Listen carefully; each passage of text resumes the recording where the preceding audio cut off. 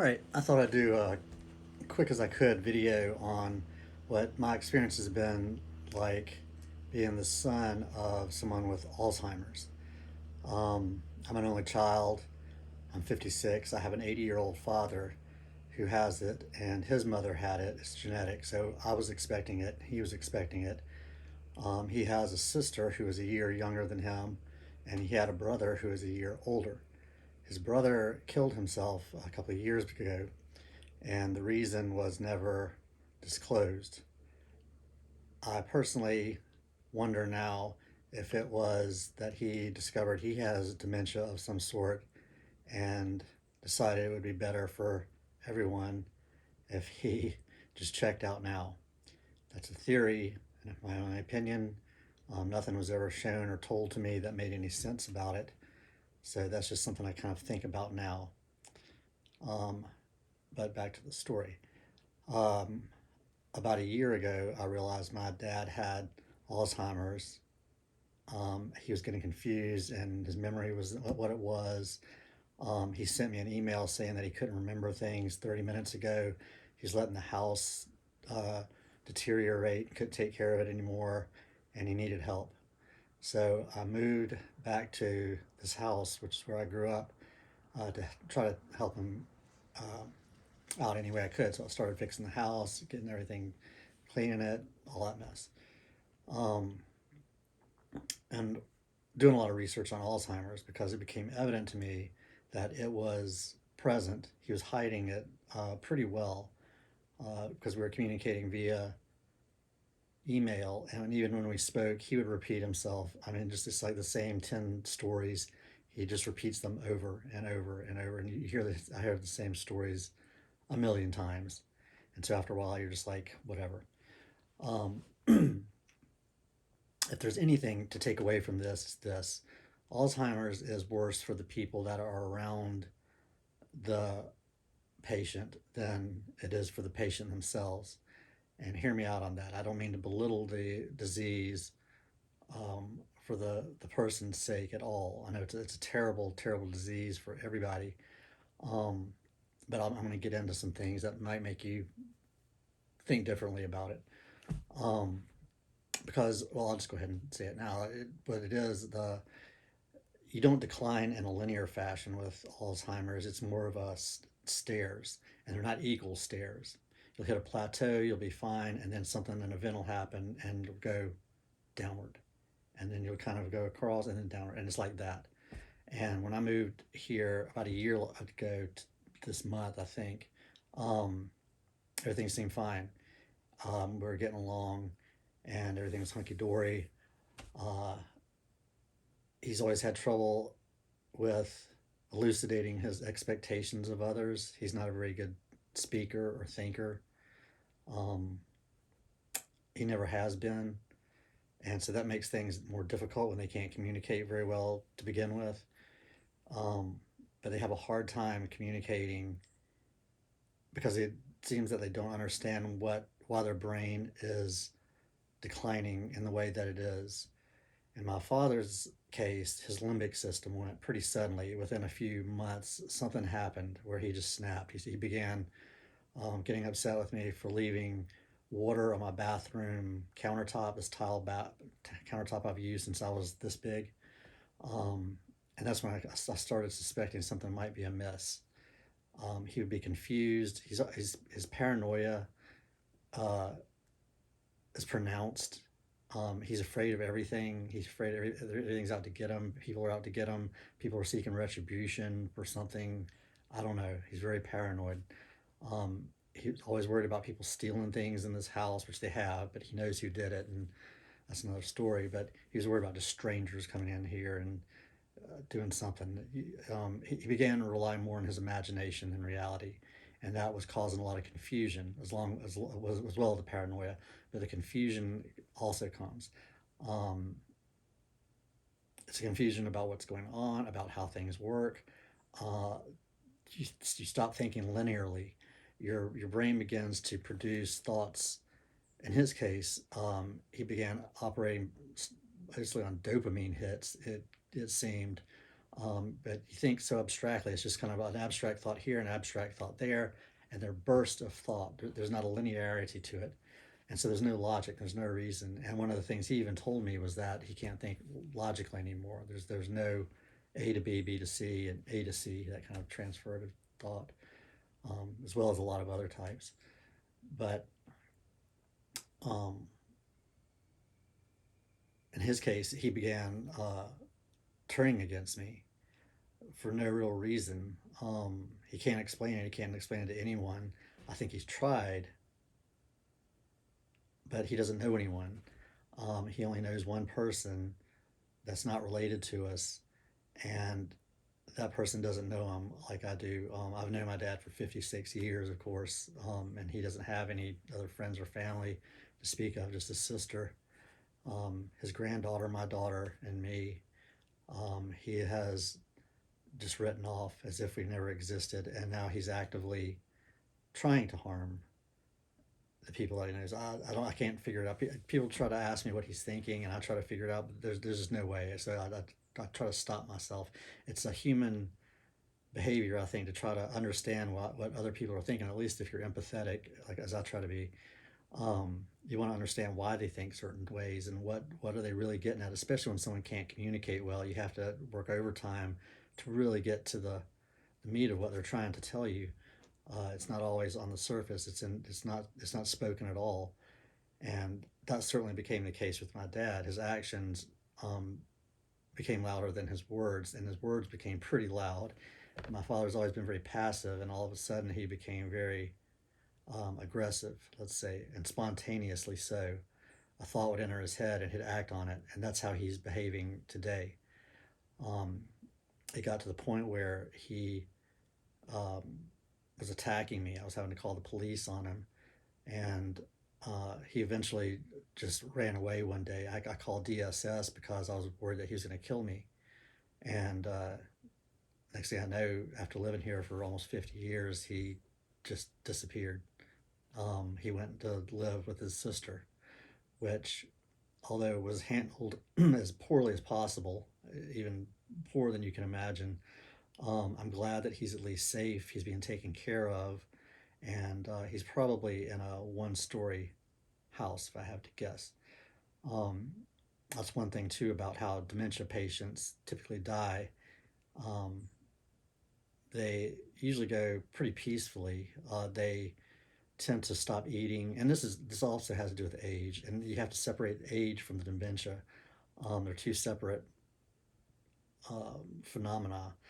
They're interrelated, but you need to keep one separate from the other. I've had a lot of people that tell me, "Oh, he's just old. He's just doing that because he's old," which is true. He is old, but the kind of behavior that you see isn't. It's not logical. It's not. It's on the Alzheimer's side. It's not on the senile, just for kind of forgetful side. Um, but how they tend to stop eating. It depends what stage they're in. I would say he was in stage 4 when I last saw him out of 7. He refused to take a MOCA test, any sort of mental assessment he wouldn't even discuss. And that's one thing when DSS, I think, approached him about was that he's like, we need to get you to take a mental health assessment. And we hear about you abusing your son. And I think when he heard that, I think that was on a Friday, and he was packing his bags on Monday. So you do the math. But and that was fine because he had escalated things to the point where it was irredeemable. Something was going to break. So I'm glad he moved. He's left a world of hurt for me to clean up, but that's to be expected, and it's what I've always expected. Then that has to do more with who he is as a person versus the disease. Anyway, about how they end up going. If they get bad enough, they're become bedridden and they don't really move, and they will get bed sores and things will be, become complicated from that. And it's from a lack of exercise, a lack of getting around and moving and remembering to eat and drink and things like that. They just slow down until they just expire. And it's a pretty peaceful death.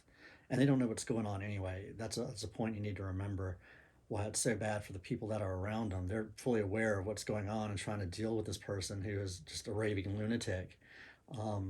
untethered, and you can't do anything about it. You can't put them in a straitjacket or anything, and so you do the best you can, and that's just hard as a family member. Um, you're very limited, and your boundaries have to be just so. Um, I always told my dad I was going to change the way he ate and change anything he did when I came here. Who he is who he is, and I'm not. That's not who I am. I don't do things like that. Um, but instead, he set out to change my behavior, which I thought was interesting. I don't know if that's a part of the Alzheimer's or not, to try to create a world around you that meets your expectations no matter what they are, or if that was just a personality thing, but I'll mention it anyway. Um, the other way that geriatric, a lot of geriatric patients or people, and Alzheimer's patients especially tend to go, or with dementia of any sort, I think, is with accidents. That's true with alcoholics too. People think, and they probably do, get in a lot of DUI accidents and things like that. But falling down stairs is huge. Just falling in general, and then having complications from that. Falling down the stairs, falling off the toilet, falling in a bathtub, just falling. So you got to be very careful. And I think where he is now, he's safe from that, at least I hope. Um, my grandmother had Alzheimer's. I mentioned that at the beginning of this, and my aunt, where my dad is now with her, she took care of my grandmother, meaning that she paid for her to be in hospice and um, saw her until she died, and that's how she died. She had bed sores. This was an expensive. It was like the nicest facility in Montgomery, Alabama. Take that for what you will, but that's where she was, and she still was like laying in her own feces, had bed sores. It happens. You got to keep them clean too. Um, I think females get a lot of urinary tract infections. I think laying in her own feces, that's got to be terrible for bacteria and everything else to just harbor itself. Another way is they get pneumonia, and particularly eating again. When people get older, they don't chew as much, and they try to swallow bigger pieces than they should, and they choke a lot. You'll see a lot of older people choking. I remember when I was a child, I saw a man that was saved by the Heimlich amazingly at the steakhouse with my grandparents. He just started choking, and a guy came out of the kitchen, gave him the Heimlich, shot a piece of steak across the living room we were eating, and went back and everything was fine. Everybody applauded. It was crazy. But people with Alzheimer's, and what they do, they'll eat and they'll inhale bits of food, like micro, uh, small bits. I don't mean like a steak, um, but they'll inhale small bits of food when they eat, just micro bits or whatever you want to call it, microbites and megabytes, kilobytes, gigabytes. But they anyway, that turns into pneumonia, and they die from that. So those are things that you would want to be really aware of, keeping them clean, watching how they eat, make sure that they drink, stay hydrated. It's easy to get dehydrated. They sleep a lot when they start in and towards the end of life. So you need to keep them hydrated. We lose a lot of moisture when we sleep, even if you're not old and infirmed. First thing you need to do when you get up is just drink some water, because you've been there for 8 hours, let's say, just losing moisture. So you need to rehydrate first thing in the morning. But Alzheimer patients, especially, um, need to make sure they're safe. They're not falling down, and just try to take care of them. Uh, that's the best really you can do without hiring outside help, and that's what they would tell you too. I'm pretty sure the cost for to have someone come and take care of someone like that is pretty steep. I remember talking to my dad about it. I think it was like $20,000 a month. So um, that's usually something people of that age might have the savings for.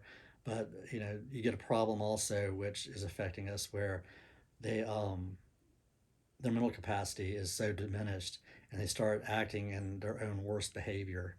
They just don't know what they're doing. And in my dad's case, he let an attorney let him sign documents he shouldn't have. He's not of sound mind. And my dad he acts impulsively anyway. He just did it on a lark, basically. And if he regrets it or whether he doesn't, I have no idea. But he's not the type that would ever say he was wrong and go back and undo it. So the damage is done, and that's happened several times now. He's done things that he may regret, but he's done them, and that's the spontaneity I was talking about. He acts for the moment, doesn't think long term. Long term is 5 minutes from now. So that's something to be aware of. Is their concept of time is is not linear, and it's not. I wouldn't even say it's whole because they can't remember chunks of it, and they can't foresee chunks of it in the future like you and I can, where we can look down the road and have some foresight. What's going to happen based on our experiences and knowledge and things we gather as we get older. Um, which is a good place to end this video, I guess. It's gone on long enough, and it's something that if you're watching this, that you obviously are interested in. Looking down the road at what awaits you with a dementia patient, possibly.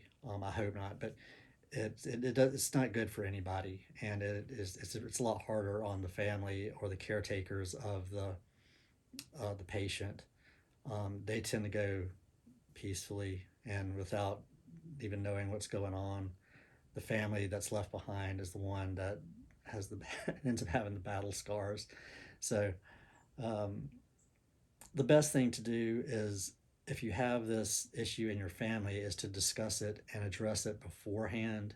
That's not to say anything can change, because like I said, you could have everything in writing, legal, filed at the courthouse, and they could just be crazy and go get an attorney to draft whatever they want. If and it's usually not even what they don't even know what they want. The attorney will give them he'll say, you can do this, you can do that.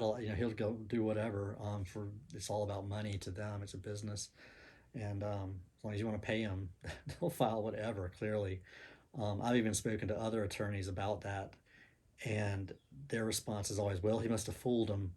And I'm thinking, if someone that age comes into your office and you're an attorney with someone much younger than they are, who had to drive them there, they have cataracts, and they want to do all this crazy legal stuff just out of the blue. You can't even ask their questions I'm sure you had for him. Um, and you don't, that doesn't raise any red flags, then you probably shouldn't be an attorney because that would raise a huge red flag for me. These attorneys, they all protect one another, and like, it must have fooled them. No, they know what they're doing. He even told me clients lie to him all the time, and everything else, and I know they do too. Anyway, getting off topic. Um, so that's it. If you have any questions, put them in the comments. I'll answer them as best as I can. It's an ugly, serious, heartbreaking disease. So good luck.